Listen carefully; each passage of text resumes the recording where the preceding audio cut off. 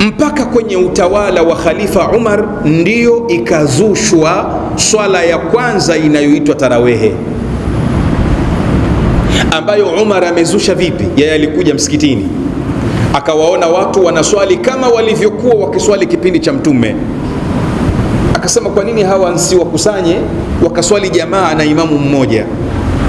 Akamchagua bwana mmoja anaitwa Ubay ibn Ka'b, akamwambia kuanzia leo waswalishe hawa swala ya jamaa.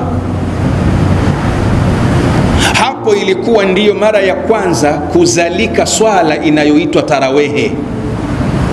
Kwa hiyo swala ya tarawehe Mtume haijui wala Abu Bakar haitambui.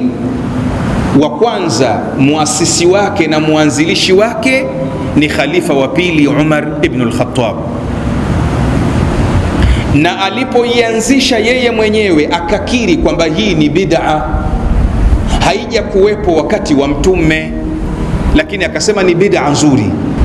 Alipoianzilisha Umar akasemaje? Ni'matun bid'a hadhihi, bora ya bid'a ni hii, yani hii ni bid'a lakini ni nzuri. Haya ndiyo maneno ya Umar. Alafu akasema maneno matamu zaidi, akasemaje? Akasema na anayeiacha ni bora kuliko anayeifanya. Mswaleni Mtume Muhammad.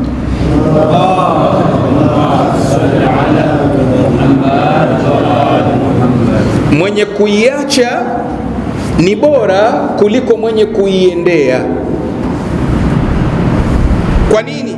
Kwa sababu ni bid'a. Ndio maana Umar akasema hii mwenye kuiacha ni bora kuliko mwenye kuifanya. Na ndiyo maana tarikh haijatuambia kwamba Umar alishiriki kwenye tarawih. Tarikh haijatuambia kwamba khalifa leo ameshiriki kwenye swala ya tarawehe. Yeye alikuwa akiwaacha watu kufanyaje? Wakiswali. Kwa nini?